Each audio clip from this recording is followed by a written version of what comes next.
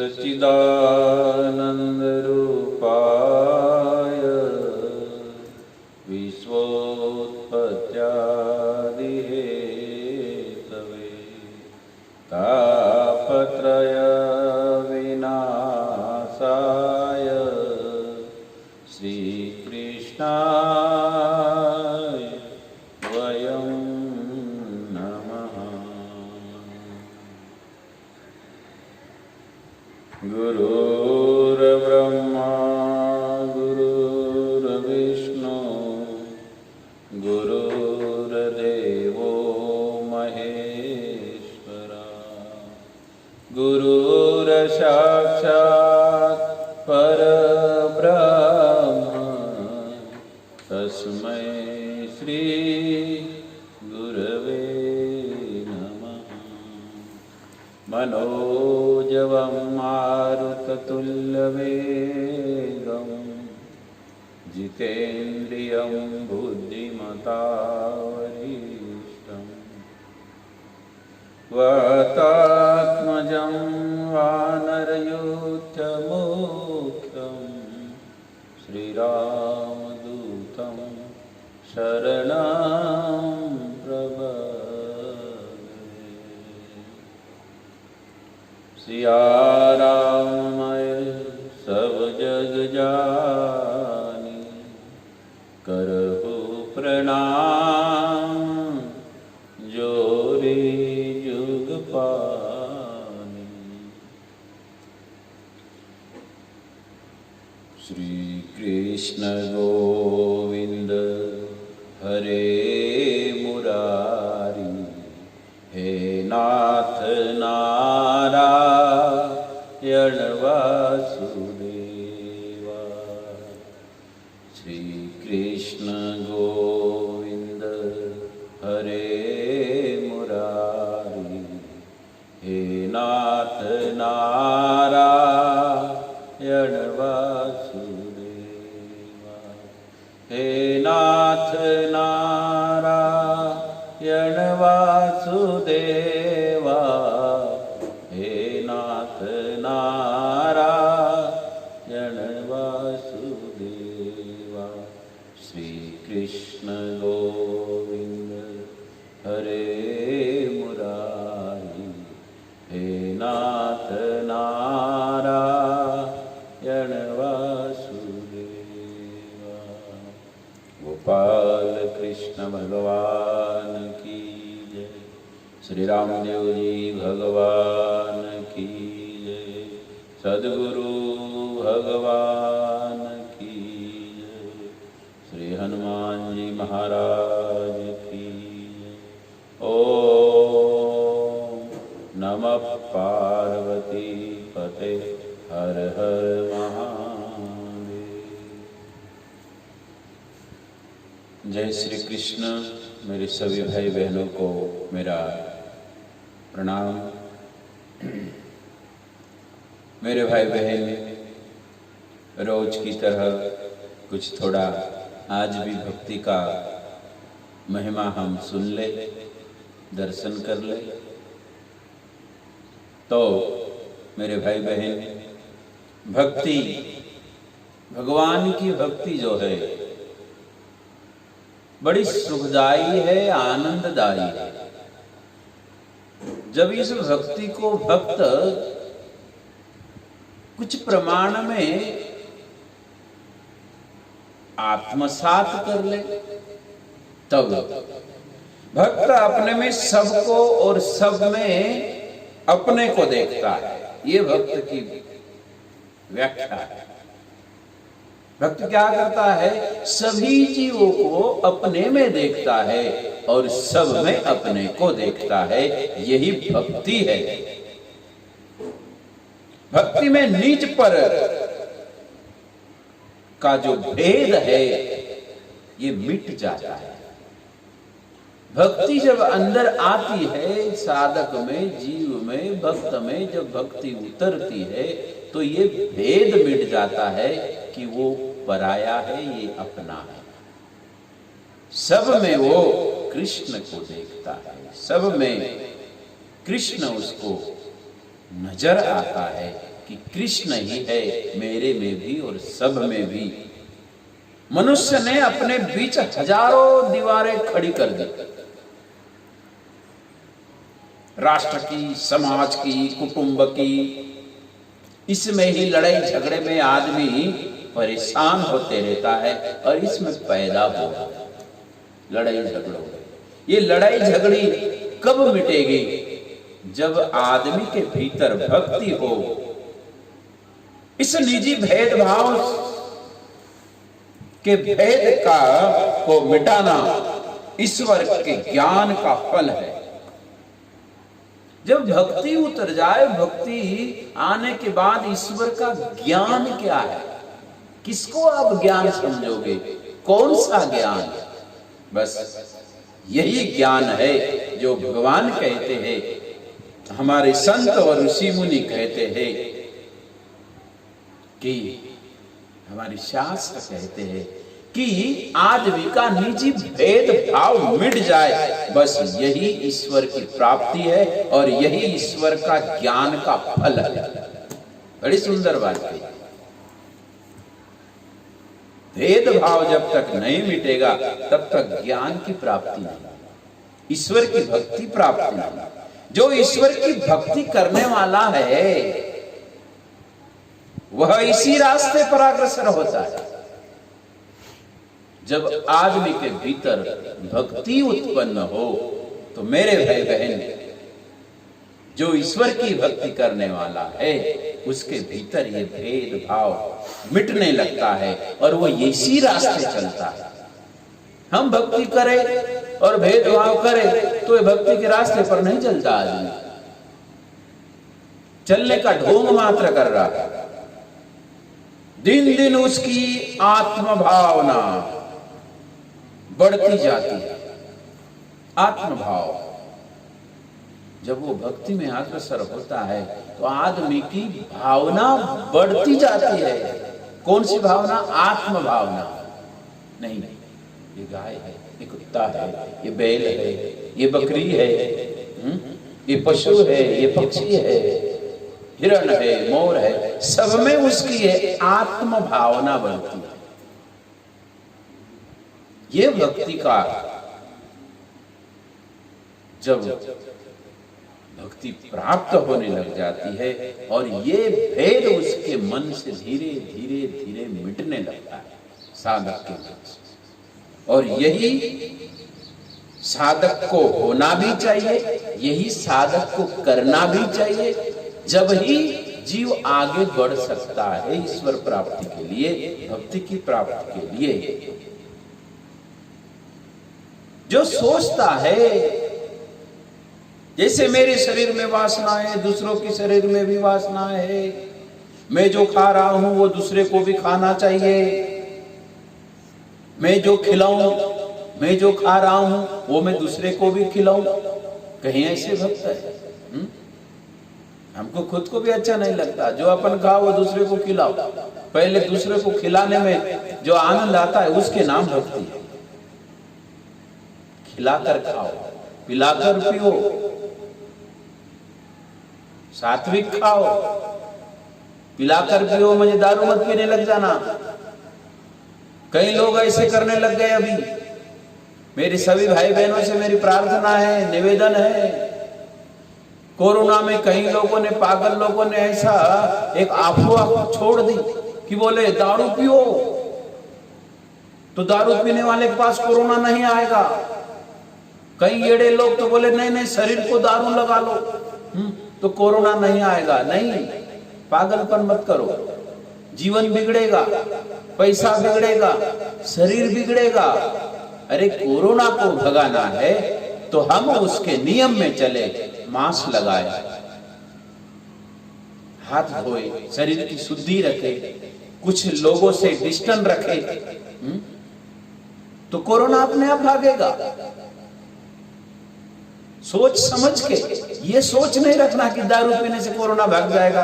वाह रे वाह, तेरे व्यसन के कारण तू सब लोगों को पागल बना रहा है कि दारू पीना शुरू कर दो। मेरे पास ऐसे कई संदेश आए तो अच्छा ठीक है, मेरे ये याद आ गई श्री भगवान ने मुझे ये दिया, भागवत ने, कि खिला के खाओ और पिला के पियो।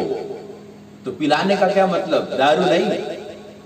अरे जो हम खा रहे हैं सोता के लिए, हम जूस पी रहे हैं, बादाम शेक पी रहे हो, दूध पी रहे हो, लस्सी पी रहे हो, दही पी रहे हो, तो तुम भी पियो और दूसरों को भी पिलाओ। आप भी खाओ और दूसरे को भी खिलाओ। ये भेदभाव मिटाकर, इसके नाम भक्ति है। और जो साधु, जो भक्त होता है, उसको खुद खाने में नहीं आनंद आता, दूसरे को खिलाने में आनंद आता है। और वही परमात्मा की भक्ति है। यही तो, ये धीरे धीरे भक्ति बढ़ने से ये भेदभाव मिटेगा। मेरा अपना पराया, ये सब ये भक्ति के लक्षण है। ये जब ऐसे आने लग जाए हमारे भीतर, तो समझना कि परमात्मा ने, प्रभु ने हम पर कृपा की है। हमारी भक्ति आगे बढ़ रही है। कलयुग में ईश्वर प्राप्ति के अन्य सब मार्ग अवरुद्ध हो गए हैं। एकमात्र एक भक्ति ही सुलभ मार्ग बचा है। भक्ति सुलभ है मेरे भाई बहन। दूसरे मार्ग में बहुत कठिनता है। तपस्या करोगे तो बहुत तप करना पड़ेगा। ज्ञान के लिए बहुत शास्त्र, बहुत विचार, बहुत बारीकी देखनी पड़ेगी। लेकिन भक्ति एक कलयुग का एक सरल उपाय है। और भक्ति बहुत सुंदर है।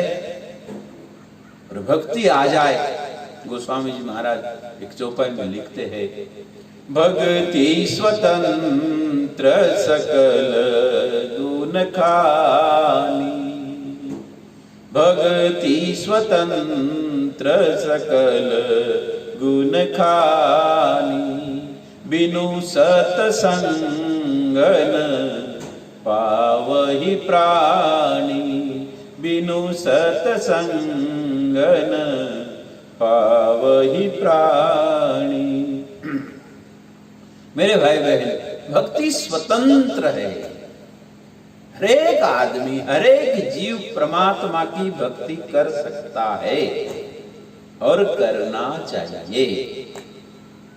क्योंकि बिना भक्ति किए भक्ति का आनंद, जो आनंद स्वरूप परमात्मा है, उसका अनुभव नहीं होगा। इसलिए उठते बैठते चलते फिरते हम भगवान का चिंतन करें, भगवान का मनन करें, भगवान का स्मरण करें। ये धीरे धीरे भक्ति तुमको उस भक्ति पराकाष्ठा की ओर ले जाएगी, परमात्मा की ओर ले जाएगी। और ये जब भक्ति मार्ग सुलभ हो जाता है, इस मार्ग पर पाप पुण्य की बाधा ही नहीं रहती है। उसको सहायता से आना जाना कुंठित हो जाता है। भक्ति की सहायता से कहीं आना कहीं जाना, ये सारा कुंठित, यानी कि जो कुंठित विचार है तो सब निकल जाते हैं। भक्ति ऐसी सुलभ है कि भगवान विठ्ठल, देखिए भगवान विठ्ठल का जो स्वरूप है, जो महाराष्ट्र में, एक पूरे महाराष्ट्र में भगवान, सारे महाराष्ट्रीय और बाहर के भी लोग, लेकिन ज्यादा महाराष्ट्र के लोग पंढरीनाथ को अपना इष्ट, अपना प्रभु मानते हैं, जो द्वारकाधीश के अवतार है।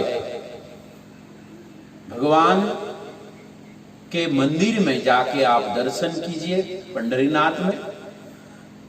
ये कोरोना आ गया, नहीं तो अपन इस साल अधिक मास में जाने वाले थे पंढरपुर कथा में। पंढरपुर में भगवान की जो छवि है, बड़ी सुंदर छवि, और वो छवि आप और हमें भगवान दर्शा रहे हैं एक मूर्ति के माध्यम से। सजीव मूर्ति है। भगवान अपने कमर पर दोनों हाथ रखकर खड़े हैं। बड़ी अच्छी मुद्रा है भगवान की। हमारे हिंदुस्तान में, हमारे हिंदू धर्म में सनातन धर्म में हमारे देवी देवता, हमारे भगवान की जो मुद्राएं हैं, अलग अलग मुद्राएं भगवान खड़े हैं, तो वो सारी मुद्राएं हमको निर्भय बनाती है। ये हिंदुस्तान है, ये हिंदू धर्म है, ये सनातन धर्म है कि भगवान की ऐसी मुद्राएं भक्त को निर्भय बनाती है। तो भगवान विठ्ठल की जो ये मुद्रा है बड़ी सुंदर, बड़ा दर्शन। अरे अभी आषाढ़ी एकादशी की तो इस वर्ष यात्रा बंद की गई है कोरोना के कारण। अरे हजारों लाखों भक्त जाते भगवान के माथे पर अपना, चरणों पर अपना माथा रखते हैं, शीश रखते हैं। अरे इतने शीश रखते रखते भगवान के चरण घिस गए। ये भारतीय संस्कृति है, ये श्रद्धा है, ये भक्ति है। तो भगवान पंढरीनाथ की जो एक बड़ी सुंदर मोहिनी जो मूर्त है, कमर पर दोनों हाथ रख के खड़े हैं, इसका तात्पर्य ये है भगवान अपने भक्तों को देखते हैं और अपने भक्तों को कहते हैं आओ, घबरो मत। ये संसार केवल कमर इतना ही है, ज्यादा नहीं है बस। और कमर पानी में यदि जीव जाता है नदी में तो डूबता नहीं है। ये ध्यान से, ये आपको भी अनुभव है। कोई तालाब हो, कोई नदी हो, यदि अंदर आदमी स्नान के लिए जाए तो कमर पानी में उसको डूबने का भय नहीं होता है, मरने का भय नहीं होता है। इसलिए भगवान ये मुद्रा से आप और हमें ये जगत को दिखाया है कि हे जगत के जीवो, आ जाओ, तुम्हारे लिए मैं खड़ा हूं, मैं तुमको मेरे पास बुला रहा हूं, बस घबरो मत। ये संसार केवल कमर इतना है और कमर इतने पानी में कोई भी मरेगा नहीं। इसलिए भगवान की ये बड़ी अच्छी सुंदर मुद्राएं हमको यही दर्शा रही है।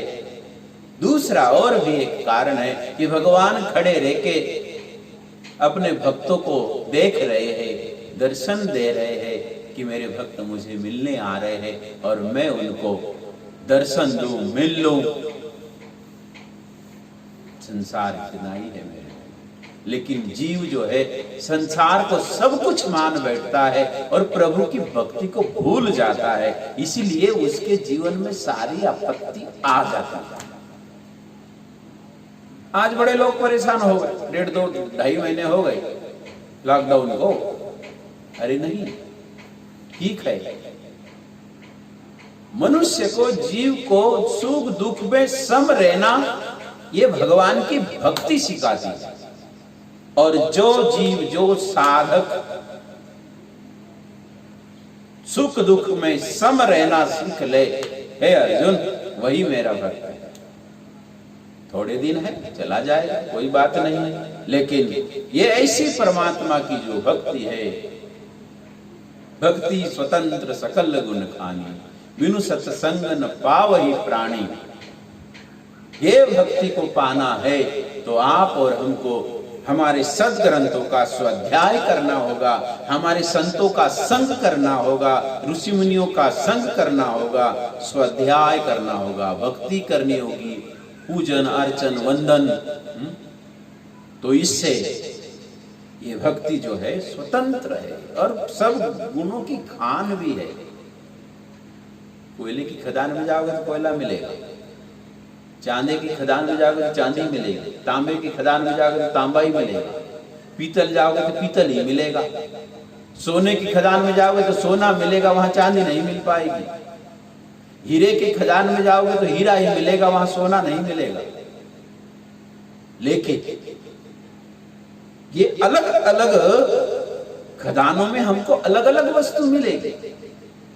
लेकिन मेरे भाई बहन, भक्ति एक ऐसी खान है जहां पर ये सब कुछ प्राप्त हो जाता है। भीतर की जो सारी आंतरिक सुख है, आंतरिक आनंद है, ये भक्ति के प्रभाव से साधक को प्राप्त हो जाता है। इसलिए ये भक्ति स्वतंत्र है और सभी गुणों की खान है। हर कोई जीव इसको कर सकता है। हर एक आदमी भक्ति का अधिकारी बन सकता है, हर एक आदमी भक्ति कर सकता है, करना चाहिए। इन्हीं शब्दों के साथ आज ये भक्ति की महिमा, भक्त अपने में सबको देखता है और सब में अपने को देखता है। आज इतना ही, और आप सबको मेरा प्यार भरा प्रणाम। जय श्री कृष्ण। हरे राम राम राम हरे हरे, हरे कृष्ण कृष्ण कृष्ण हरे हरे, हरे राम राम राम हरे हरे, हरे कृष्ण कृष्ण कृष्ण हरे हरे, हरे राम राम राम हरे हरे, हरे कृष्ण कृष्ण कृष्ण हरे हरे। गोपाल कृष्ण भगवान की, सद्गुरु भगवान की जय। जय श्री कृष्ण।